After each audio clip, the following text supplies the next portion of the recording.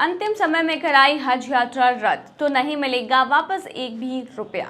नमस्कार, स्वागत है आपका हमारे चैनल डेली सऊदी न्यूज पर। खबर शुरू करने से पहले जरूरी जानकारी आपको दे दें कि अगर आप सऊदी में फंस गए हैं, वहां पर नियोक्ता आपको छोड़ नहीं रहा है, आप अपने देश वापस लौटना चाहते हैं, तो ऐसे में आपको पता नहीं है कि आप क्या करें, तो बता दें कि आप घबराएं नहीं। नीचे दिए हुए कॉन्टैक्ट नंबर पे आप कॉन्टैक्ट कर सकते हैं। वहां से आपको जो जरूरी हेल्प है वो मिल जाएगी। कानूनी प्रक्रियाओं के तहत सारी कार्रवाई करके आपको महज 3 से 4 दिन के अंदर खरूज लगाकर वापस अपने देश सही सलामत पहुंचा दिया जाएगा। तो दिए गए नंबर पर आप संपर्क कर सकते हैं। हज पर जाने वाले आजमीन को इस बार अपनी यात्रा निरस्त कराना महंगा साबित होगा। हज उड़ान के अंतिम समय में यात्रा निरस्त कराने पर जमा की गई पूरी राशि जब्त की जाएगी।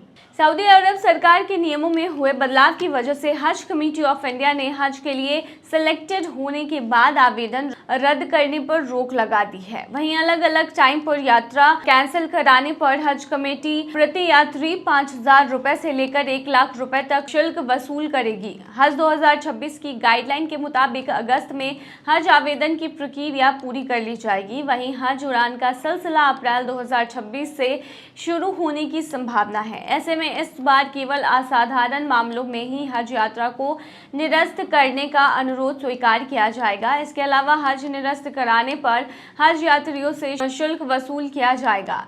देखिए, सिलेक्शन प्रक्रिया पूरी होने के बाद 30 सितंबर 2025 तक यात्रा कैंसिल कराने पर 5,000 रुपए, 1 अक्टूबर से 15 अक्टूबर तक 10,000 रुपए और 16 अक्टूबर से 31 अक्टूबर तक 15,000 रुपए, 1 नवंबर से 15 नवंबर तक 20,000 रुपए, 16 से 30 नवंबर तक 25,000 रुपए और 1 से 15 दिसंबर तक 30,000 रुपए, 16 से 31 दिसंबर 2025 तक 35,000 रुपए और 1 जनवरी से 15 जनवरी 2026 तक 50,000 रुपए और 16 से 31 जनवरी 2020 तक 1 लाख रुपए निरस्तीकरण शुल्क वसूल किया जाएगा, यानी कैंसिलेशन प्राइस आपको पे करना होगा। इसके अलावा 31 जनवरी 2026 के बाद यात्रा निरस्त कराने वाले यात्रियों की जमा की गई पूरी राशि जब्त कर ली जाएगी। किसी हज यात्री की मृत्यु, सरकारी चिकित्सा अधिकारियों की ओर से प्रमाणित गंभीर बीमारी होने और अर्थव्यवस्था की अधिक अवधि की वजह से यात्रा उपयुक्त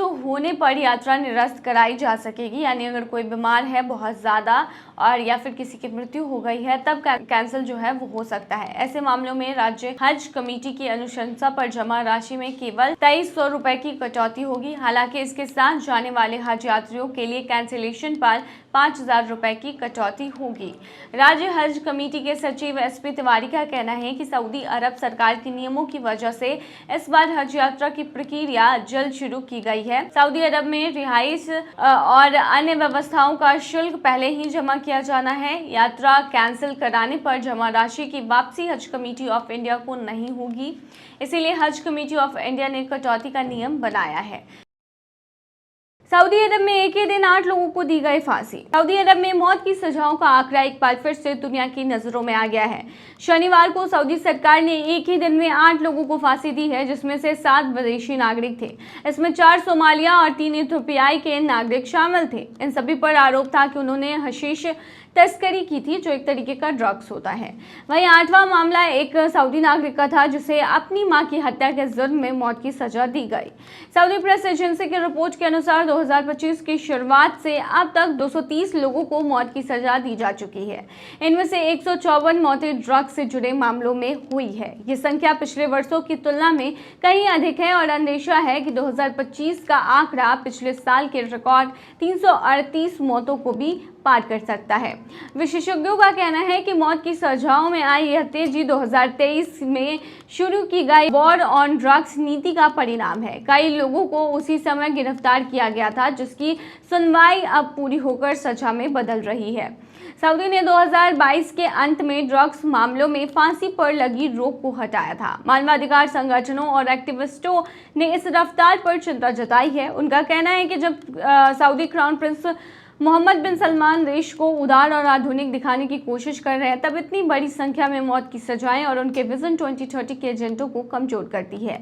दूसरी ओर सऊदी सरकार का तर्क है कि मौत की सजा केवल उन मामलों में दी जाती है जहां कानूनी अपील की सारी प्रक्रियाएं पूरी हो चुकी हों और सजा पब्लिक ऑर्डर को बनाए रखने के लिए आवश्यक है। अधिकारियों का दावा है कि सख्ती से ड्रग्स की तस्करी और हिंसक अपराधों पर रोक लगेगी। सऊदी अरब में हर साल बढ़ती मौत की सजाओं को लेकर अब अंतर्राष्ट्रीय मंचों पर सवाल उठने लगे हैं, जहां सरकार इसे सुरक्षा का मुद्दा मानती है, वहीं मानवाधिकार समूह इसे न्याय की गंभीरता और पारदर्शिता पर खतरा बताते हैं।